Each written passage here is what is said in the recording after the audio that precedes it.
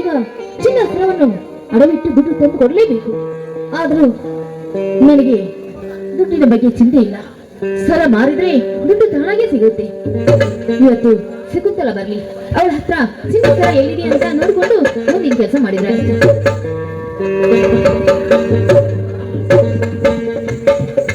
ಶಕುಂತಲ, ಶಕುಂತಲ, ಏನಮ್ಮ ಮಾಡ್ತಾ ಇದೀಯಾ? ಬದ್ದೆ ಅತ್ತೆ, ವಿಷಯ ಏನು ಅಂತ ಹೇಳ್ಬಾರ್ದೆ? ನೋಡು ಶಕುಂತಲ, ನಾನೊಂದು ನಿನ್ಗೆ ಚಿನ್ನ ಸರವನ್ನು ಕೊಟ್ಟಿದ್ದೇನಲ್ಲ, ಅದನ್ನ ಎಲ್ಲಿಟ್ಟಿದೆಯಮ್ಮ? ಅದ್ಗೆ ಆ ಸರ ನಾನ್ ಮನೆ ಹಾಕಿಕೊಂಡಿದ್ದೇನೆ ನಿಜ. ಆದ್ರೆ 8 ದಿನಗಳ ಹಿಂದೆ ಆ ಸರವನ್ನು ಬಿಚ್ಚಿ ನಿಮ್ಮ ಟ್ರಂಕಲ್ಲಿ ಇಟ್ಟಿದೆ. ಅದಕ್ಕೆ ಆ ಟ್ರಂಕಲ್ಲಿ ಇರಬೇಕು. ಬೇಕಿದ್ರೆ ನೀವು ಹೋಗಿ ನೋಡ್ಬೋದುಪ್ಪ. ಶಕುಂತಲ, ನನ್ನ ಕೈಯಲ್ಲಿ ಕೊಟ್ಟಿಲ್ಲ ಅಮ್ಮ, ಅದು ನಿನ್ನ ಪೆಟ್ಟಿಗೆಲೇ ಇರ್ಬೋದು. ನೋಡು, ಅದೇ ನಾನ್ ನಿಮ್ ಕೈಯಲ್ಲಿ ಕೊಟ್ಟಿಲ್ಲ, ನಿಮ್ಮ ಟ್ರಂಕಲ್ಲಿ ಇಟ್ಟಿದೆ. ನಾನು ಹೋಗಿ ನೋಡ್ಕೊಂಡು ಬರ್ತೀನಿ.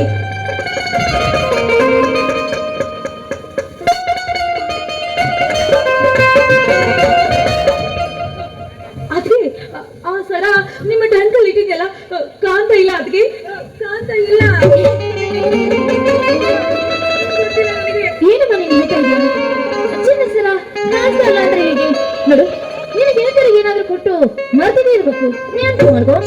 ಇಲ್ಲ ಅದ್ಗೆ, ನನಗೆ ಪೂರ್ಣವಾಗಿ ನೆನಪಿದೆ. ನಾನೇ ಬಿಚ್ಚಿ ನಿಮ್ಮ ಟ್ರಂಕಲ್ಲಿ ಇಟ್ಟಿದೆ. ನೀವೇ ಏನಾದ್ರೂ ನೋಡಿ ಯಾರಿಗಾದ್ರೂ ಕೊಟ್ಟು ಮರ್ತಿದ್ರೆ ಏನು ಅಂತ ಸರಿಯಾಗಿ ವಿಚಾರ ಮಾಡಿ ನೋಡಿ. ಅದ್ಗೆ ವಿಚಾರ ಮಾಡಿ ನೋಡಿ. ಶಕುಂತಲ, ಆ ಚಿನ್ನ ಸರ ಮುಖ್ಯವಾದ ಕೆಲಸಕ್ಕೆ ಬೇಕಾಗಿದೆ ಅಮ್ಮ. ಆ ಚಿನ್ನ ಸರ ಇಲ್ಲ ಅಂದ್ರೆ ಏನ್ ಮಾಡ್ಬೇಕು ಅಂತ ಇಲ್ಲ. ನೋಡಿ, ನೆನ್ಪು ಮಾಡ್ಕೊ. ಸರಿ ಎಲ್ಲಿಟ್ಟಿದೆಯಾ ಅಂತ ನೆನ್ಪು ಮಾಡ್ಕೋ ಅಮ್ಮ. ಇಲ್ಲ ಅದಕ್ಕೆ ನನಗೆ ಸಂಪೂರ್ಣವಾಗಿ ನೆನಪೇ ಇದೆ. 8 ದಿನಗಳ ಹಿಂದೆ ಆ ಸರ ನಾನು ಹಾಕಿ ಪಡಿದ್ನಲ್ಲ, ಅದನ್ನು ಬಿಚ್ಚಿ ಮನೆ ನಿಮ್ಮ ಟ್ರಂಕಲ್ಲೇ ಇಟ್ಟಿದೆ. ಹಾ, ನಿಮ್ಮ ಮೈದಿನ ಏನಾದ್ರು ತೆಗೆದುಕೊಂಡು ಹೋಗಿರ್ಬೇಕಾ? ನಾನಿಗೆ ಆಗಿ ಅದಕ್ಕೆ ಸತ್ಯವಾಗಿದೆ ಅತ್ತಿಗೆ, ಸತ್ಯವಾಗಿದೆ. ಅಲ್ಲಮ್ಮ, ಅವನು ಯಾಕೆ ತಗೊಂಡು ಹೋಗ್ತಾನೆ? ಚಿನ್ನ ಸರ ತೆಗೆದುಕೊಂಡು ಹೋಗೋದಕ್ಕೆ ಅವನ ಕಳ್ತನ ಮಾಡ್ತಾನ? ಇಲ್ಲ ಇಲ್ಲ, ನೀನು ಸ್ವಲ್ಪ ಹುಡುಕಿದ್ರೆ ಚಿನ್ನ ಸರ ಸಿಗುತ್ತೆ. ಇಲ್ಲ ಅದಕ್ಕೆ ನಾನು ಎಲ್ಲ ಕಡೆ ಹುಡುಕಿದೆ, ಆ ಸರನೇ ಕಾಣ್ತಾ ಇಲ್ಲ. ಅಪ್ಪ ಏನಾದ್ರು ಗೊತ್ತಿರ್ಬೇಕಾ? ಅಪ್ಪ,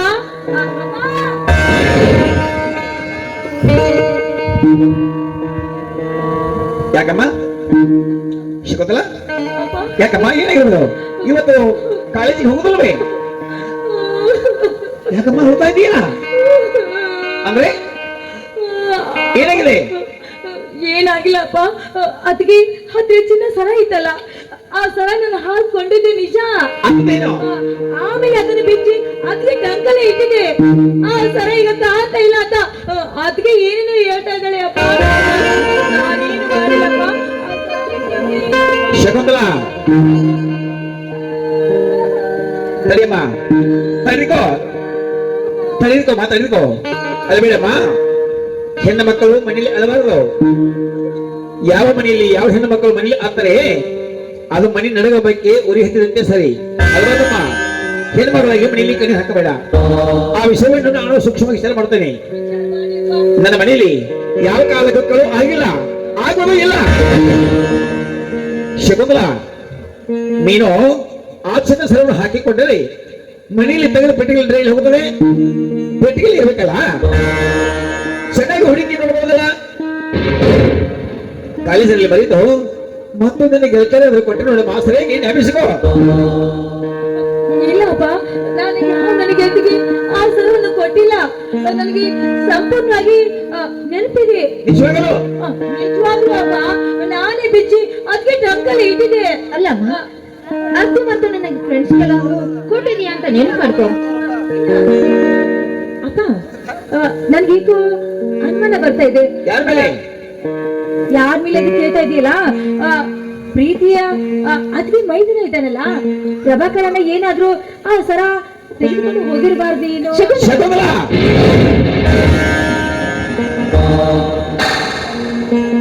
ನನ್ನ ಮಗವು ಹುಟ್ಟಿ ಬೀಳಾಗ್ನ ಹಿಡ್ಕೊಂಡು ತಾಯಿಗಳು ಬೇರೆ ಬೇರೆ ಆದರೂ ತಂದೆ ಒಬ್ಬನೇ ಅಲ್ಲವೇ?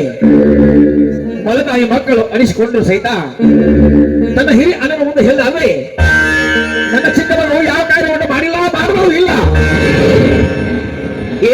ಮಾಡ್ತೀಯಮ್ಮ ನೀನು? ಬೈದನ್ನು ತೆಗೆದುಕೊಂಡು ಹೋಗುವುದೇನು ಅಂತ ಕೇಳ್ತಾ ಇದೆಯಲ್ಲ ಶಕುಂತಲ. ಪ್ರದಕ್ಷ ಕಂಡ್ರು ಪ್ರಭಾಷಣವನ್ನು ಹೇಳ್ತಾರೇ ನಾವು ತೆಲ್ಲ ಅಲ್ಲರಿ ಆದ್ಮೇಲೆ ತಪ್ಪು ಹೊರಿಸೋದು ಅಪರಾಧ. ಗಿರಿಜಾ, ನೀನವ್ರ ಮನೆಗೆ ಚೆನ್ನಾಗಿ ಹುಡುಕಿ ನೋಡಿವೇನಮ್ಮ? ಬಂಗಾರ ಸದಗಳು ಕಳೆದಂತೆ ನಿಜವೇನಮ್ಮ? ಮಾವನ ನೋಡು, ಚಿನ್ನ ಸರ ಬಗ್ಗೆ ಅಷ್ಟೊಂದು ಕೋಪ ಬೇಡ. ನೋಡಿ, ಆಮೇಲೆ ಸರಿಯಾಗಿ ಹುಡುಕಿದ್ರಾಯ್ತು. ಈಗ ಏನಪ್ಪ ನೀವಿಬ್ಬರು ಮಾತಾಡ್ತಿರೋ ರೀತಿಯನ್ನು ನೋಡಿದ್ರೆ ಅದೆಲ್ಲ ಆಪಾದನೆ ನನ್ ಮೇಲೆ ಬರ್ತಾ ಇದೆ ಏನು ಅಂತ ನಂಗೆ ಭಯ ಆಗ್ತಾ ಇದೆಯಪ್ಪ, ಭಯ ಆಗ್ತಾ ಇದೆ.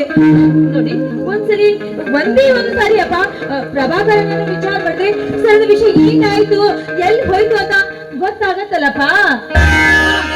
ಶಕುಂತಲ, ಚೆನ್ನಾಗಿ ಮಾತನಾಡ್ತೀಯಮ್ಮ. ಭಯ ನಿನಗೆ ಆಗುತ್ತೆ. ನೀನು ತೆಗೆದುಕೊಂಡ್ರೆ ಅಂದ್ರೆ ನಿನ್ನ ಮೇಲೆ ಏಕ ಭಯ ಆಗುತ್ತೆ. ನೀನು ಮಾತು ನಡತಿ ಪ್ರೀತಿ ನೋಡಿದ್ರೆ ನನ್ನ ಮನಸ್ಸು ಅಲಬದಿ ಆಗ್ತಾ ಇದೆ. ಶಕುಂತಲ ನೋಡು, ಆ ವಿಷಯವನ್ನು ನಾನು ಸೂಕ್ಷ್ಮವಾಗಿ ಸರಿ ಮಾಡ್ತೇನೆ. ಈ ಮಾತನ್ನು ನಿನ್ನ ಹಿರಿಯ ಅಣ್ಣನ ಮುಂದೆ ಮಾತು ಹೇಳಬೇಡ, ತಿಳಿದೆ? ಈ ವಿಷಯವನ್ನು ಅವನಿಗೆ ಗೊತ್ತಾದ್ರೆ ಮಾತ್ರ ಮನೆಯಲ್ಲೆಲ್ಲ ನಿಮ್ಮನ್ನು ಹೊಡೆಯುವನು. ಹೊಲದಿಂದ ಮನೆಗೆ ಬರುವುದಾಗಿ ಈ ವಿಷಯವನ್ನು ಬಚ್ಚಿಡಿ. ಆ ಮಾತನ್ನು ಅವನ ಮುಂದೆ ಮಾತ್ರ ಹೇಳಬೇಡ. ಗಿರಿಜಾ, ನಿನ್ನ ಗಂಡ ಹೊಲದಿಂದ ಬರೋ ಸಮಯ ಆಗಿದೆ. ನಡಿಯಮ್ಮ, ಅಡಿಗೆ ಮಾಡುವ. ನೋಡಿ, ಆ ಚಂದ ಸರ ಬಗ್ಗೆ ನಾನು ವಿಚಾರ ಮಾಡ್ತೇನೆ. ನಡಿಯಮ್ಮ ನೀನು. ಬನ್ನಿ ಮಾವಯ್ಯ. ಆಗೇಮ್ಮ.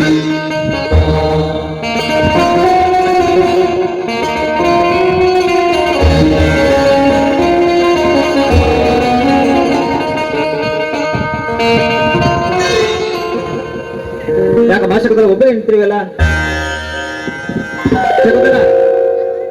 ಬೇಕಮ್ಮ, ಮುಖದಿಕ್ಕೆ ಬಾರಿದೆ. ಅದು ಅಲ್ಲದೆ ಕಣ್ಣಲ್ಲಿ ನೀರು ಬೇರೆ. ಯಾಕಮ್ಮ, ಮನೆಯಲ್ಲಿ ಯಾರಾದ್ರೂ ಏನಾದ್ರೂ ಅಂದಿದ್ದಾರೆ ಮನೆಗೆ? ಯಾಕೆ ಒಬ್ಬಳೇ ನಿಂತಿದೆಯಲ್ಲ ಹೀಗೆ? ಅಣ್ಣ, ಅತ್ತಿಗೆ ಹತ್ತೆ ಚಿನ್ನ ಸರ ಇತ್ತಲ್ಲ, ಆ ಸರ ನಾನು ಹಾಕಿಕೊಂಡಿದ್ದೆ. ಅದನ್ನ ಬಿಚ್ಚಿ ಅದಕ್ಕೆ ಟಂಕಲ್ಲಿ ಇಟ್ಟಿದ್ದೆ. ಆ ಸರ ಈಗ ಕಾಣ್ತಾ ಇಲ್ಲಕ್ಕ. ಅತ್ತಿಗೆ ಅಪ್ಪ ಬಾಯಿ ಬಂದಂತೆ ಮಾತಾಡ್ತಾ ಇದ್ದಾರೆ ನನಗೆ. ಬಾಯಿ ಬಂದಂತೆ ಶಕುಂತಲ, ಮಾತಾಡ್ತಾ ಇದೇನಮ್ಮ ಹೇಳ್ತಾ ಇದ್ಯಾ? ಮನೆಯಲ್ಲಿ ತೆಗೆದಿಟ್ಟ ಸರ ಕಾಣುತ್ತಿಲ್ಲವೆಂದರೆ ನೋಡಮ್ಮ, ನೀನೇ ಎಲ್ಲಾದ್ರೂ ಬೇರೆ ತೆಗೆದಿಟ್ಟು ಮರೆತಿರ್ಬೋದು. ಶಕುಂತಲ, ಆ ಮನೆಯೆಲ್ಲ ಸರಿಯಾಗಿ ಹುಡುಕಿ ನೋಡ್ತೀನಮ್ಮ. ಇಲ್ಲಣ್ಣ, ಮನೆಯೆಲ್ಲ ನಾನು ಹುಡುಕಿ ನೋಡಿದೆ, ಆ ಸರನೆ ಕಾಣ್ತಾ ಇಲ್ಲ. ಅಣ್ಣ, ಅದಕ್ಕೆ ಏನಾದ್ರು ನಾಟಕ ಆಡ್ತಿರ್ಬೋದಾ? ಶಕುಂತಲ, ಯಾಕೆ ಗೊತ್ತಾ, ನೀನು ನೌಕರಿ ಸಲುವಾಗಿ ಆ ಸರ ಏನಾದ್ರು ನಿಂಗೆ ಕೊಡದ ಆಗ್ಬೋದು ಅಂತ ಸುಳ್ಳು ನಾಟಕ ಯಾಕನ್ನ ಆಡ್ತಾ ಇಲ್ವಾ? ಶಕುಂತಲ, ಅಂದ್ರೆ ನೀನಾದ್ರೂ ಮಾತನಾಡ್ತಾ ನಾನು ಅತ್ತಿಗೆ ಸುಳ್ಳು ಹೇಳ್ತಾ ಎಂದೆ. ಶಕುಂತಲ, ಗೆಳತಿಯರ ಬಾಯಿಂದ ಯಾವತ್ತೂ ಸುಳ್ಳು ಮಾತುಗಳು ಬರಲು ಸಾಧ್ಯವಿಲ್ಲ ಶಕುಂತಲ, ಸಾಧ್ಯವಿಲ್ಲ. ಒಂದು ವೇಳೆ ಆ ನನ್ನ ಅತ್ತಿಗೆಯನ್ನು ಪರೀಕ್ಷೆ ಮಾಡಲು ಅವರನ್ನು ಹುಟ್ಟಿಸಿದ ಬ್ರಾಹ್ಮಣಿ ಬಂದು ಅವಳಿಗೆ ಎದುರು ನಿಂತು ಸುಳ್ಳು ಹೇಳು ಗಿರ್ಜೆ ಅಂದ್ರೆ ಸತ್ಯವನ್ನು ಮಾತ್ರ ನುಡ್ತಾಳ ಮಾನನ ಸತ್ಯವೈತ್ಯದ ಅತ್ತಿಗೆ. ಶಕುಂತಲ, ನಾವಿಬ್ಬರು ಚಿಕ್ಕವರಿದ್ದಾಗ ನಮ್ಮ ತಾಯಿಯನ್ನು ಕಳೆದುಕೊಂಡ ನಮ್ಮಿಬ್ಬರಿಗೆ ಈ ಮನೆಗೆ ಸೊಸೆಯಾಗಿ ಬಂದ ಆ ನನ್ನತ್ತಿಗೆ ನಮ್ಮಿಬ್ಬರಿಗೆ ತಾಯಿಯ ಪ್ರೀತಿಯನ್ನು ಕೊಟ್ಟು ಇಲ್ಲಿವರೆಗೆ ನಮ್ಮನ್ನು ಜೋಪಾನ ಮಾಡಿಕೊಂಡು ಬಂದಿದ್ದಾಳೆ ಅಮ್ಮ. ಮದುವೆ ಆ ನನ್ನ ತಾಯಿಯ ಅಷ್ಟೊಂದು ಕರುಣಾಮಯಿ ದಯಾಮಯ ಆಗದೆ ಹೋಗಿದ್ದಲ್ಲಿ ಇವತ್ತಿನ ದಿವಸ ನಾವು ಈ ಭೂಮಿಯಲ್ಲಿ ಬದುಕಿ ನಿಲ್ಲುತ್ತಿರಲಿಲ್ಲ ಶಕುಂತಲ, ನಿಲ್ಲುತ್ತಿರಲಿಲ್ಲ. ಒಂದು ವೇಳೆ ನನ್ನ ಅತ್ತಿಗೆ ಕಠೋರ ಹೃದಯದವರಾಗಿದ್ದರೆ ಈ ಮನೆಗೆ ಸೊಸೆಯಾಗಿ ಬಂದಾಗಲೇ ಅವಳ ಕೈ ಚಳಕವನ್ನು ತೋರಿಸಬಹುದಿತ್ತು. ಆದರೆ ಒಂದು ವೇಳೆ ತನಗೆ ಮಕ್ಕಳಾದ್ರೆ ನಮ್ಮಿಬ್ಬರ ಮೇಲಿನ ಪ್ರೀತಿ ಕಡಿಮೆಯಾದಿತ್ತು ಎಂದು ಇಲ್ಲಿವರೆಗೆ ತನ್ನ ತಾಯಿತನದ ಭಾಗ್ಯವನ್ನು ದೂರ ಮಾಡಿಕೊಂಡು ಬಂದ ನನ್ನ ಅತ್ತಿಗೆಗೆ ನಾವು ಈ ರೀತಿ ನಿಂದನೆ ಮಾತುಗಳನ್ನು ಆಡಬಹುದೇನಮ್ಮ? ಶಕುಂತಲ, ನೀನಿನ್ನು ಚಿಕ್ಕವಳಮ್ಮ, ಬುದ್ಧಿ ಸಾಲದೆ ಏನೇನು ಮಾತನಾಡ್ತೀಯ? ನಮ್ಮಿಬ್ಬರಿಗೆ ತಾಯಿ ಆಗಿರೋ ಆ ನನ್ನ ಅತ್ತಿಗೆ ಮೇಲೆ ಇಂತಹ ಆರೋಪಗಳನ್ನು ಹೊರಿಸಿದ್ರೆ ಆ ಪರಮಾತ್ಮ ನಮ್ಮನ್ನು ಮೆಚ್ಚುವುದಿಲ್ಲವಮ್ಮ, ಮೆಚ್ಚುವುದಿಲ್ಲ. ನೀನೇನು ತಪ್ಪು ನಿಲ್ತಿದ್ಯಮ್ಮ, ತಪ್ಪು ತಿಳ್ಕೊಂಡಿದ್ಯಾ ನನ್ನ ಅತ್ತಿಗೆ ಮತ್ತೆ? ಅಂದ್ರೆ ನಿನ್ನ ಮಾತಿನ ಅರ್ಥ ನಿನ್ನ ಅತ್ತಿಗೆ ನಿನ್ನ ಪಾಲಿಗೆ ಸತ್ಯವತಿ ಆದ್ರೆ ನಾನು ನಿನ್ನ ಪಾಲಿಗೆ ಸುಳ್ಳು ಅಂತ ಹೇಳ್ತಾ ಇದೀಯಣ್ಣ. ನೋಡೋಣ, ಸತ್ಯ ಅಸತ್ಯದ ಮಾತು ಏನು ನಾಟಕ ಏನು ಅಂತ ಮುಂದೆ ನಿನಗೆ ಅರ್ಥ ಆಗತ್ತೇನಾ? ಅರ್ಥ ಆಗತ್ತೆ. ಹೋಗಿದ್ರಮ್ಮ, ಸರ ಎಲ್ಲಿಗೆ ಹೋಗ್ತದ? ಮಾ ಮನೆಯಲ್ಲೇ ಇರಬೇಕು. ಆ ಸರದ ಬಗ್ಗೆ ಅತ್ತಿಗೆ ವಿಚಾರ ಮಾಡ್ಲೇಬೇಕು. ಅತ್ತಿಗೆ ಇದ್ದಾಳಮ್ಮ ಈಗ ಒಳಗಡೆ ಇದ್ದಾಳಣ್ಣ, ನೀನು ಕರೆದು ವಿಚಾರ ಮಾಡು. ಬೇಕಿದ್ರೆ ನೀನೇ ಒಳಗಡೆ ಹೋಗಿ ವಿಚಾರ ಮಾಡಿ ನೋಡು. ಆಯ್ತು, ನೋಡ್ತೇನೆ ತಡಿಯಮ್ಮ.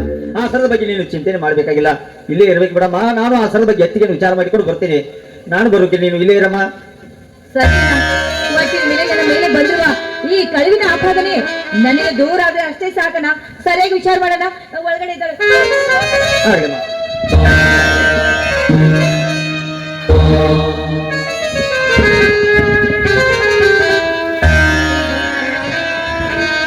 ಊರಿನ ಹಿರಿಯರು, ನಮ್ಮ ಆತ್ಮೀಯ ಗೆಳೆಯರು, ಹಳಸಿದ್ದನ್ನ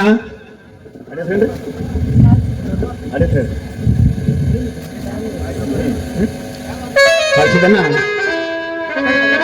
ಡವಲಟ್ಟಿ ಯಕ್ಷ ಆರ್ಮಿ ಊರಿನ ಹಿರಿಯರು ಅವರೆಲ್ಲರೂ ಕೂಡ ಸಂಘಕ್ಕೆ ಇದೇ ರೀತಿಯಾಗಿ ಬಾಳಿ ಬೆಳೆದು ತಿಳ್ಕೊಂಡು 501 ರೂಪಾಯಿ ಹಣವನ್ನು ಕೊಟ್ಟು ಈ ಸಂಘಕ್ಕೆ ಆಶೀರ್ವಾದ ಮಾಡಿದ್ದಾರೆ.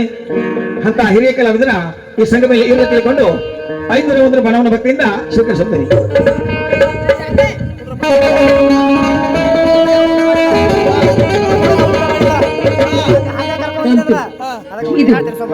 ಇದು ಒಳ್ಳೆಯ ಸಮಯ. ಕಾಗೆ ಕೂಡಲಕ್ಕೂ ಕಣ್ಣಿಗೆ ಮುಡಿದು ಎನ್ನುವುದಕ್ಕೆ ಈ ಸಮಯ ತಾನಾಗ್ಲಿ ಒದಗಿ ಬಂದಿದೆ. ಈ ಅತ್ತಿಗೆ 10 ಚಿನ್ನದ ಸರ ಕಳುವು ಆಗಿದೆ ಅಂತ ಆ ಕಳುವಿನ ಆಪಾದನೆಯನ್ನು ಪ್ರಭಾಕರನ ಮೇಲೆ ಹೊರಿಸಿ ಈ ಮನೆಯಿಂದ ಆಚೆ ಬಿಟ್ರೆ ಮುಗ್ದೇ ಹೋಯ್ತು. ಹೌದು, ಹಾಗೆ ಈ ಮನೆಯಿಂದ ಆಚೆ ತಳ್ಳೋದಿಲ್ಲ. ಅತ್ತಿಗೆಯ ಮೇಲೆ ಇಲ್ಲ ಸಲದ ಆಪಾದನೆ ಹಾಕಿ ಅವರಿಬ್ಬರ ನಡುವೆ ಅನೈತಿಕ ಸಂಬಂಧ ಇದೆ ಅಂತ ಅವನ ಅನ್ನಾದ ಬಸವರಾಜನ ಮುಂದೆ ಹೇಳ್ಬಿಟ್ರೆ ಮುಗಿದೋಯ್ತು. ಅವನೇ ಅವರನ್ನು ಈ ಮನೆಯಿಂದ ಆಚೆ ತಳ್ತಾರೆ. ಆಮೇಲೆ ನಾನು ಮನಸ್ಸಾರಿ ಪ್ರೀತಿ ಮಾಡಿದ ಆ ನನ್ನ ಪ್ರೇತನಾದ ಪ್ರಕಾಶನೊಂದಿಗೆ ಹಾಯಾಗಿ ಕಾಲ ಕಳಿಬಹುದು ಈ ಮನೆಯಲ್ಲಿ. ಇದೇನಿದು ಇಷ್ಟು ಬಸವರಾಜನ ಬನ್ನಿ ಇಲ್ವಲ್ಲ?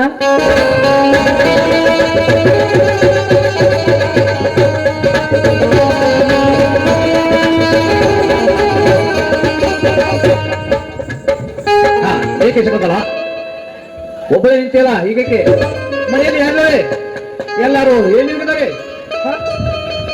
ಏಕೆ ಸಿಗೋದಲ್ಲ? ನಾರೇ ಸಪ್ಪ ಮಾಡ್ಕೊಂಡು ಒಬ್ಬರೇ ನಿಂತಿರಲ್ಲ? ಅಣ್ಣ, ಅತ್ತಿಗೆ ಅಣ್ಣ ಹೊರಗಡೆ ಇರ್ಬೇಕಾದ್ರೆ ನಂದೇನ ಅಲ್ಲಿ ಕೆಲಸ ಇದೆ, ನಂದೇನ್ ಕೆಲಸ ಇದೆ, ಅದಕ್ಕೆ ನಾನು ಹೊರಗಡೆ ನಿಂತಿದ್ದೆ ಅಣ್ಣ, ಹೊರಗಡೆ ನಿಂತಿದ್ದೆ. ಅಂದ್ರೆ ತಂಗಿ ಅವರಿಬ್ಬರು ಆಡ್ತಿರೋ ಮಾತು, ಅವರಿಬ್ಬರು ಮಾಡ್ತಿರುವ ಆ ಪ್ರೀತಿ, ಆ ದೃಶ್ಯವನ್ನು ನೋಡಿ ನಿನ್ನನ್ನು ನೋಡಿ ತುಂಬಾ ದುಃಖ ಆಗ್ತಾ ಇದೆ ನನಗೆ. ತುಂಬಾ ದುಃಖ ಆಗ್ತಾ ಇದೆ. ಎಲ್ಲಿ ಹೋಗ್ತಾ ಇದೆ ತಂಗಿ? ತಂಗಿ, ನೀ ಏನು ಸಣ್ಣ ಹುಡುಗಿ, ನೀ ಏನ್ ತಪ್ಪ ತಿಳ್ಕೊಂಡ್ರವೆ? ಪರಮಾತ್ಮವರೆಗೆ ತಾಯಿ ಮನೇಲಿ ಆಡಿ ಬೆಳೆದಂತೆ ಅವನು ಗಿರಿಜನ ಮನೇಲಿ ಬೆಳೆದು ಬಂದ ಹುಡುಗ ಅವನು. ಹೌದು, ಅವನು ತಾಯಿ ಅಂತ ತಿಳ್ಕೊಂಡಿದ್ದಾರೆ ಅವನು. ನೀನ್ ಹೇಳೋ ಮಾತು ನಿಜವಾಗಿದೆ. ಇಷ್ಟು ದಿನ ನಿನ್ನ ತಮ್ಮ ಚಿಕ್ಕವನಾಗಿದ್ದ, ಆವಾಗ ಅತ್ತಿಗೆ ಮಡಿಲಲ್ಲಿ ತಾಯಿ ಮಗನಂತೆ ಅಪ್ಪಿ ಆಡಿ ಲಾಲನೆ ಪಾಲನೆ ಮಾಡಿ ಪ್ರೀತಿ ಮಾಡ್ತಾ ಇದ್ರು. ಆ ಪ್ರೀತಿಯನ್ನು ನಾನು ಒಪ್ಪಿಕೊಂಡೆ ನಿಜ. ಆದ್ರೆ ಈಗ ನಿನ್ನ ತಮ್ಮ ಬೆಳೆದು ದೊಡ್ಡವನಾಗ್ಬಿಟ್ಟಿದ್ದಾನೆ, ವಯಸ್ಸಿಗೆ ಬಂದಿದ್ದಾನೆ, ಪ್ರಾಯದ ಹುಡುಗ ಅಲ್ವಾ? ನೀನು ಯಾವಾಗ ನೋಡಿದ್ರು ಹೊಲದಲ್ಲೇನೆ ಕೆಲಸ ಮಾಡ್ತಾ ಇದೀಯಾ. ಅತ್ತಿಗೆಗೆ ಪ್ರೀತಿ ಮೋಹ ಹೆಚ್ಚಾಗಿ ನನ್ನನ್ನು ಕೈಗೊಂಬೆ ಆಗಿ ಕುಣಿಸ್ತಾ ಇದ್ದಾಳೆ.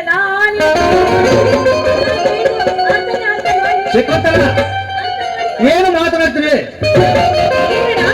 ಹೇಳ್ತಾ ಇದ್ದೀನಿ, ಇಲ್ಲ ನನಗೆ ಏನು ಹೇಳಿ, ನಮ್ಮ ಮೇಲೆ ನಂಬಿಕೆ ಇಲ್ವಾ? ಹಾಗೆ ಮಾಡಿ ಹೇಳ್ತಾ ಇದ್ದೀನಿ. ನಾನು ಹೇಳೋ ಮಾತು ಸತ್ಯ ಸತ್ಯ ಸತ್ಯ ಅಂತ. ಶಕುಂತಲ, ನಿನ್ನ ಕಣ್ಣನ ಬಂದವನು ಏನನ್ನ ಹೀಗೆ ಕೇಳ್ತಾ ಇದ್ಯಾ? ಇದೇನನ್ನ ಕಣ್ಣಾರೆ ನೋಡಿದ್ದೀನಿ, ಇದೇನನ್ನ ಕಿವಾರಿ ಅವ್ರು ಆಡೋ ಪ್ರೀತಿ ಮಾತನ್ನು ನಾನು ಕೂಡ ಕೇಳ್ತೀನಿ ಅಣ್ಣ. ನಾನು ಹೇಳೋ ಮಾತು ನಿಜ ಅಣ್ಣ, ನಿಜ ಅಣ್ಣ. ಏನೇ ಆಗ್ಲಿ ಅಣ್ಣ, ಹೆಂಡತಿ ಮೇಲೆ ತುಂಬಾ ಪ್ರೀತಿ ನಂಬಿಕೆ ಇಟ್ಕೊಂಡಿದ್ಯಲ್ಲ, ಆ ನಿನ್ನ ಪ್ರೀತಿಗೆ ತುಂಬಾ ಮೋಸ ಆಯ್ತು. ಶಕುಂತಲ, ಗಿರಿಜಾ, ನೀನನ್ನು ಸಹಜ ಅಂತ ತಿಳ್ಕೊಂಡಿದ್ದಿ, ಆದರೆ ನೀನು ಮೈಲೋಡಿ ಕಾಮಚೇಷ್ಟನ ಇದೆಯಾ? ಹೇಳಿ, ನೀ ನನ್ನ ಸತಿ ಅಲ್ಲ, ನನ್ನ ಪಾಲಿಗೆ ಮಹಾಮಾರಿ ಬಂದ ಹೆಣ್ಣು. ಏನೇನು ನಾನೇನೇ ಹೇಳ್ತೀನಿ ಅಂತ ನೀನೇನೇ ಅನ್ಕೊಂಡು ಸಿಟ್ಟಿನ ಆವೇಶದಲ್ಲಿ ಅಣ್ಣಗಾಗ್ಲಿ ಅತ್ತಿಗಾಗ್ಲಿ ಯಾವುದೇ ಶಿಕ್ಷೆಯನ್ನು ಈಗ ವಿಧಿಸ್ಬೇಡನಾ? ಸಮಯ ಕಿರಿಯರಿಗೆ ಕೇಳಿ ಸರಿಯಾದ ಶಿಕ್ಷೆ ನಿಲ್ಲಿಸುವಂತೆ ಅಲ್ಲಿವರೆಗೂ ಒಂದ್ ಸ್ವಲ್ಪ ಸಮಾಧಾನ ಆಗಿರೇನ ಸಮಾಧಾನ ಆಗಿರು ಹುಡುಗಿ ಯಾವ ನಿರ್ಧಾರ ತೆಗೆದುಕೊಳ್ಬೇಡಣ ನಾನು ಒಳಗಡೆ ಇರ್ತೀರಣ್ಣ ಆಯ್ತು ತಂಗಿ.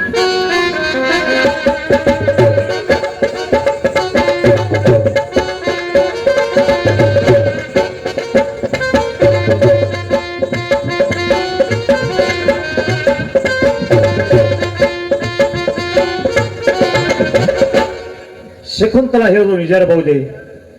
ಇಲ್ಲ, ಇದು ಸುಳ್ಳು. ನನ್ನ ಹೆಂಡತಿ ನನ್ನ ತಮ್ಮ ಇಂಥ ಹೀನ ಕೆಲಸಕ್ಕೆ ಜಾರವರಲ್ಲ. ಇದರಲ್ಲಿ ಏನೋ ಮೋಸವಿದೆ. ಪ್ರತ್ಯಕ್ಷ ಕಾಣದೆ ದುಡುಕಬಾರದು. ಹಾಗೆ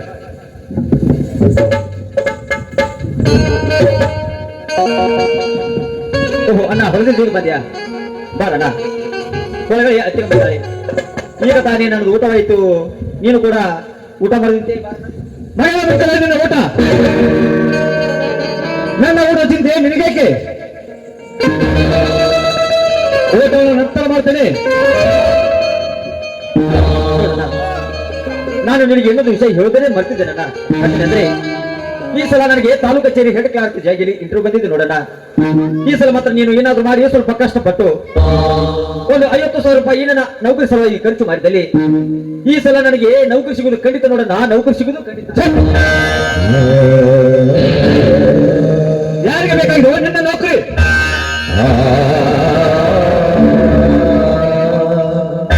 ದಿನನಿತ್ಯ ಎಲ್ಲರೂ ಕೂಲಿ ಮಾಡಿ ಬದುಕು ಹೋಗು.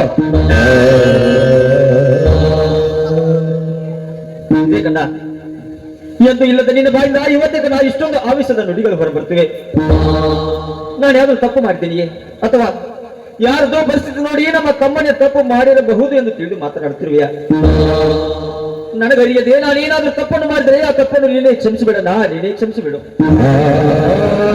ಅನ್ನ ನಮ್ಮ ಆರ್ಧರಲ್ಲಿ ಅಂತಃಕರಣೆಯ ಶಬ್ದ.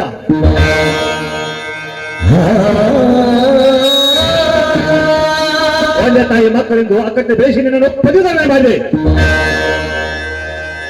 ಆದರೆ ನನ್ನ ಬಾಳ ನಾಶ ಮಾಡಿ ಬಯಸಿದೆಯಾ? ನೀನು ನನ್ನ ತಮ್ಮನಲ್ಲ, ನನ್ನ ನಾಶ ಮಾಡಿ ಹುಟ್ಟಿ ಬಂದ ವಿಧಿ ನೀನು. ಇದೇನಲ್ಲ, ನಾನು ನಿನ್ನ ಬಾಳನ್ನು ಹಾಳು ಮಾಡಲು ಬಯಸಿರೋಣೆ. ಒಂದು ವೇಳೆ ಅಂತಹ ಸಂದರ್ಭ ಬಂದರೆ ನನ್ನ ಪ್ರಾಣವನ್ನು ಕೊಟ್ಟು ನಿನ್ನ ಜೀವನ ಉಳಿಸುತ್ತೇನೆ ಹೊರತು ನಿನ್ನ ಬಾಳನ್ನು ಹಾಳು ಮಾಡುವಷ್ಟು ಕಟುಕನಲ್ಲ ಈ ನಿನ್ನ ತಮ್ಮ. ನನ್ನ ಅಣ್ಣನೆಂದರೆ ಯಾವತ್ತೂ ಕೂಡ ಧರ್ಮದಿಂದ ನಡೆಯುವ ಧರ್ಮರಾಜನೆಂದು ನಾನು ತಿಳಿದುಕೊಂಡಿದ್ದೆ. ಆದರೆ ಇವತ್ತಿನ ದಿವಸ ಅದಾವ ವಿಷಯಗಳಿಗೆ ಬಂದು ಒದಗಿತ್ತೆಂದು ನನ್ನ ಮೇಲೆ ಇಷ್ಟೊಂದು ಆಕ್ರೋಶದ ಮಾತುಗಳನ್ನು ಆಡುತ್ತಿದೆಯಾ? ನಾನು ಮಾಡಿರೋ ತಪ್ಪಾದ್ರೂ ಏನೆಂದು ತಿಳಿಸಿಯಾದರೂ ಮಾತನಾಡೋಣ. ನೋಡು ಪ್ರಭಕರ, ಇಲ್ಲಿವರೆಗೆ ನನಗೆ ಸಾಲಿ ಕರ್ತವ್ಯ ಸಾಲವಿಲ್ಲ, ಅದೆಲ್ಲ ನಿನ್ನ ಸತ್ಯ. ಅದರಲ್ಲಿ ನಂದು ಏನೂ ಸಂಬಂಧವಿಲ್ಲ. ಅಲ್ಲ, ಆ ಸಾಲ ನೀನೆಲ್ಲ ತೀರಿಸಬೇಕು.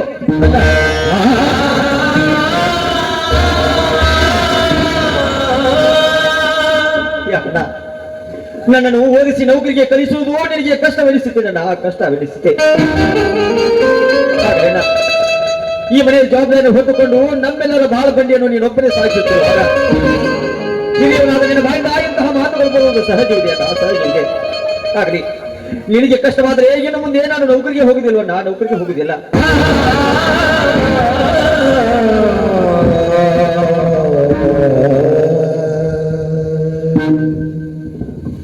ಬಸವರಾಜ, ಮಗು ಬಸವರಾಜ, ಯಾಕೆ ಮಗು ಇವತ್ತು ಹೊಲಕ್ಕೆ ಹೋಗುವುದವೇ? ಅಣ್ಣ ತಮ್ಮಂದ್ರ ಮನೆ ನಿಂತುಕೊಂಡು ಹಣದ ಪರವಾಗಿ ಮಾತನಾಡ್ತಿರಲಿಲ್ಲ. ಈಗಲೇ ಆ ಪ್ರಕಾಶ ಕಡ್ಲ ಲಕ್ಷಾಂತರ ಸಾಲ ಇರುವಾಗ ಮತ್ತೆ ಅದಕ್ಕೆ ಬೇಕಾಗಿ ದುಡ್ಡು ಏನು ವಿಷಯ? ಬರ್ಬೇಕಲ್ಲ, ಯಾಕೆ ಮಗು ಕಣ್ಣಲ್ಲಿ ನೀರು? ಬಸವರಾಜ, ನಿನ್ನ ತಮ್ಮನಿಗೆ ಏನಾದ್ರು ಮಾತನಾಡಿವಿ ನಾವು? ಅದು ಬಯಸ್ತಾರಲ್ಲ ಬರ್ಬೇಕಾರ, ಹೇಳು. ಅಂತ ಹೇಳಿಕರ್ತವನು ಏನಾಗಿರೋದು ಬೇಗ ಹೇಳಪ್ಪ. ಏನಿಲ್ಲಪ್ಪ, ನೋಡಿಯಪ್ಪ, ನನ್ನಿಂದ ನಾನು ಓದುವುದರಿಂದ ಈ ಮನೆಯಲ್ಲಿ ಇನ್ನು ಮುಂದೆ ಎಲ್ಲರಿಗೆ ಕಷ್ಟದ ಕಾಲ ಬರುವಂತಿದೆಯಪ್ಪ. ನಾನು ಮಾತ್ರ ನೌಕರಿ ಮಾಡಿ ನಿಮ್ಮನ್ನೆಲ್ಲ ಹೊಲದಲ್ಲಿ ದುಡಿಲಿಕ್ಕೆ ಹಚ್ಚುವಂತಾಗಿದೆಪ್ಪ ಈ ನನ್ನ ಭಾವ. ನನ್ನ ನೌಕರಿ ಸಲುವಾಗಿ ಈಗಲಾದ್ರೂ ಬೇಕಾದಷ್ಟು ಸಾಲವಾಗಿ ಕುಳಿತಿದೆಯಪ್ಪ. ಆ ಸಾಲವನ್ನು ತೀರಿಸುವ ಬಗ್ಗೆ ಹೇಗೆ? ಮತ್ತೆ ಈಗ ನನ್ನ ನೌಕರ ಸಲುವಾಗಿ ಹಣ ಎಲ್ಲಿಂದ ತರುವುದಪ್ಪ? ಅದಕ್ಕಾಗಿ ಇನ್ನು ಮುಂದೆ ನಿಮಗೆ ಕಷ್ಟ ಕೊಡಬಾರದು ಎಂದು ನಾನೊಂದು ನಿರ್ಧಾರಕ್ಕೆ ಬಂದಿದ್ದೇನಪ್ಪ. ಏನಪ್ಪ ಅದು? ಅದೇನೆಂದ್ರೆ ಇನ್ನು ಮುಂದೆ ನಾನು ನೌಕರಿ ಎನ್ನದೆ ಅಣ್ಣನಿಗೆ ಹೋಗಿ ಅವನ ಸರಿಸಮನಾಗಿ ದುಡಿದು ನನ್ನ ಓದಿಗಾಗಿ ಆದ ಸಾಲವನ್ನೇ ನಾನೇ ದುಡಿದು ಮುಟ್ಟಿಸಿ ಆ ಸಾಲದಿಂದ ಋಣಮುಕ್ತನಾಗುವನಪ್ಪ, ಋಣಮುಕ್ತನಾಗು.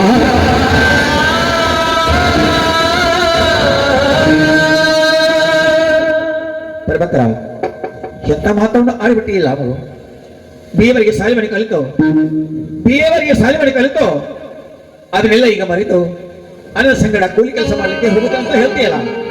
ಈ ಮಾತಿಗೆ ನನ್ನ ಮನಸ್ಸು ಒಪ್ಪದಪ್ಪ, ಪರಭದ್ರ ಒಪ್ಪದು. ಯಾಕಂದ್ರೆ ಈಗಲೇ ನಿನ್ನ ಓದಿಗೆ ಆಗಿ ಲಕ್ಷಾಂತರ ಸಾಲ ಆಗಿದೆಯಲ್ಲ, ಇನ್ನೂ 1 ಲಕ್ಷ ರೂಪಾಯಿ ಸಾಲವಾಗಲಿ ನೀ ನೌಕರಿ ಮಾಡಲೇಬೇಕು, ಅದೇ ನನ್ನ ಆಸೆ. ಈ ಮಾತಿಗೆ ಏನಂತೀಯ ಬಸವರಾಜ? ಏನಾಯ್ತಪ್ಪ? ಈಗ ನಿನ್ನ ತಮ್ಮನ ಓದಿಗಾಗಿ ಆ ಪ್ರಕಾಶ ಕಡೆ 1 ಲಕ್ಷ ರೂಪಾಯಿ ಸಾಲ ಆಗಿದೆಯಲ್ವಾ, ಇನ್ನು 1 ಲಕ್ಷ ರೂಪಾಯಿ ಸಾಲವಾಗಲಿ, ಅವನು ಓದಲೇಬೇಕು, ಅವನು ನೌಕರಿ ಮಾಡಲೇಬೇಕು. ಅದು ನನ್ನ ಅಭಿಪ್ರಾಯ. ಏನು ಈಗ ತಾನೇ ಮಾಡಿದ ಸಾಲ ತೀರ್ತಿದ್ದಾಗ ಮತ್ತೆ ನೌಕರ ಸಲುವಾಗಿ ಹಣ ತಂದ ಕೊಡಿ ಅಂತ ಹೇಳ್ತಿಲ್ಲ. ಅದು ನಮ್ಮ ಕಡೆಯಿಂದ ಸಾಧ್ಯವಿಲ್ಲ. ಅವನಿಗೆ ನೌಕರಿ ಬೇಕಾದ್ರೆ ಅವನ ಕಾಲನ್ನು ನಿಂತ್ಕೊಂತ ಹೇಳು. ಬಸವರಾಜ, ಎಂದಿಲ್ಲ ವೈ ಮನಸ್ಸು, ಎಂದೂ ಇಲ್ಲ ವೈ ಮನಸ್ಸು, ಇಂದೇಕೆ ಮೂಡಿ ಬಂದಲ್ಲ ನಿನ್ನ ಬಾಯಿಂದ?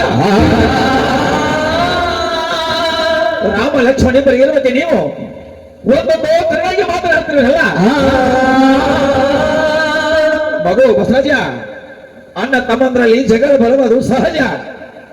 ಅನೇಕ ಜನ ಮರೆತು ಬಾಳಿದರೆ ನಿಮ್ಮ ಬಾಳದೋಣಿ ಮುಂದಕ್ಕೆ ಸಾಗುವುದು. ಇವತ್ತು ಈ ರೀತಿಯ ಋಷಿಗಿಂತ ಮಾತನಾಡಬೇಕಾದ್ರೆ ನಿನ್ನ ಮನಸ್ಸಿಗೆ ಇವತ್ತು ಏನಾಗಿದೆ? ನನಗೆ ಏನು ವಿನಾಶಕಾರಿ ಎಪ್ರಿತ ಬುದ್ಧಿ ಹುಟ್ಟಿದಪ್ಪ ನಿನ್ನ ಕೈ ತಮಗಳಲ್ಲಿ ವಿನಾಶಕಾಲ ಇದರಿಂದ ಬುದ್ಧಿ ಅಂದ್ರೆ ನನ್ನ ಮಗವು ಈ ಮನೆಯಲ್ಲಿ ತಪ್ಪು ಕೆಲಸ ಮಾಡಿದ್ದಾನೆ ಅಂತ ನನ್ನ ಮಾತಿನ ಅರ್ಥ ಹೇಳು. ನನ್ನ ಮಗವು ಯಾವ ತಪ್ಪು ಕೆಲಸ ಮಾಡಿದ್ದಾನೆ ಹೇಳು. ಅದು ತಿಂಡಿ ಬುದ್ಧಿ ಹೇಳಿಕ್ಕೆ ನಾ ಇಲ್ಲವ ಈ ಮನೆಯಲ್ಲಿ? ಅಪ್ಪ ಹೋಗಿ ಬಿಡಪ್ಪ. ಈಗ ನನ್ನ ನೌಕರಿ ಅವಶ್ಯಕತೆಗಿಂತ ಮನೆಯಲ್ಲಿ ಬೆಳೆದು ದೊಡ್ಡವಾಗಿ ನಿಂತಿರುವ ತಂಗಿಯ ಲಗ್ನದ ಬಗ್ಗೆ ನಾವೆಲ್ಲ ವಿಚಾರ ಮಾಡಬೇಕಾಗಿದೆ ಅಪ್ಪ. ಯಾಕಂದ್ರೆ ಇವತ್ತಿನ ಸಮಾಜದಲ್ಲಿ ಒಂದು ಮನೆಯಲ್ಲಿ ಒಂದು ಹೆಣ್ಣು ಮಗಳು ಬೆಳೆದು ದೊಡ್ಡವಾಗಿ ನಿಂತಿದ್ದಾರೆ ಅಂತ ಅಂದ್ರೆ ಅಪ್ಪ ಸಮಾಜ ಸುಮ್ಮನೆ ಇರುವುದಿಲ್ಲಪ್ಪ. ಇಲ್ಲ ಸಲದ ಅಪವಾದವನ್ನು ಕೊಟ್ಟು ನಮ್ಮನ್ನು ಅವಮಾನಕ್ಕೆ ಗುರಿ ಮಾಡಿಬಿಡ್ತದಪ್ಪ. ಅದಕ್ಕಾಗಿ ಮೊದಲು ಅವರಿಗೊಂದು ಲಗ್ನ ಮಾಡೋದು ಒಳ್ಳೆಯದು ಅನಿಸಿ ನಿಮ್ಮ ಹತ್ತಿರ ಒಂದು ಮುಖ್ಯವಾದ ವಿಷಯ ತಿಳಿಸಬೇಕೆಂದಿದ್ದೇನೆಪ್ಪ.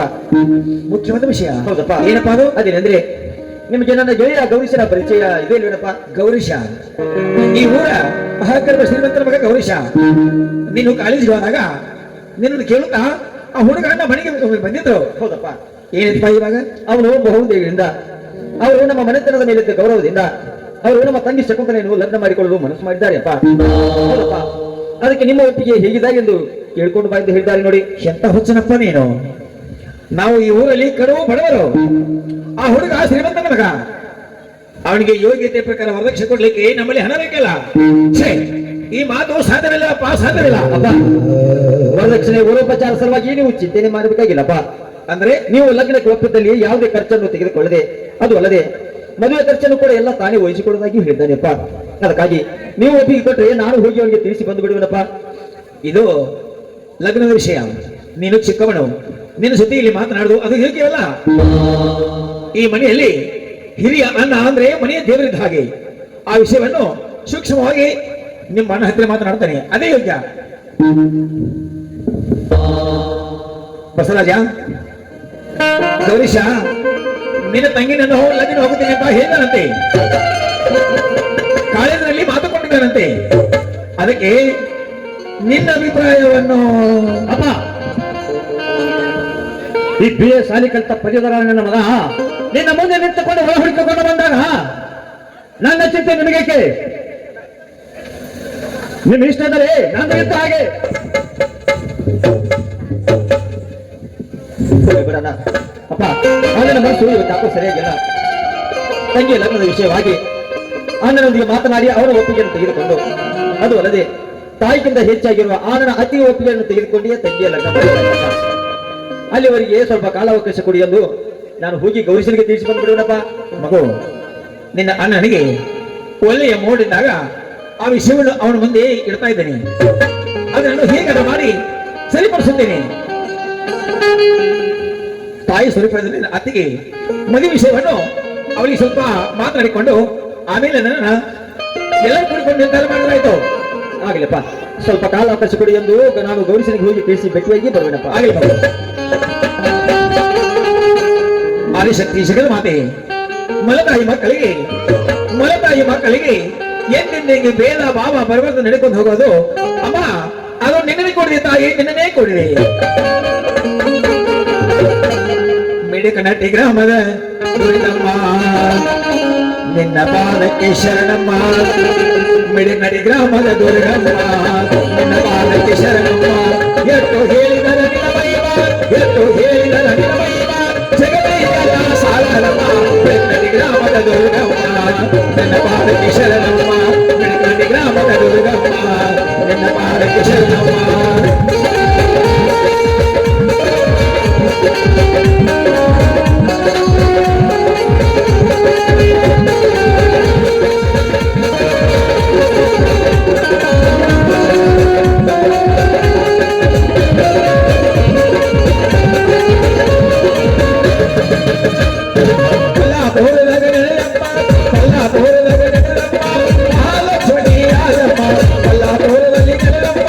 ಮಹಾಲಕ್ಷ್ಮಿ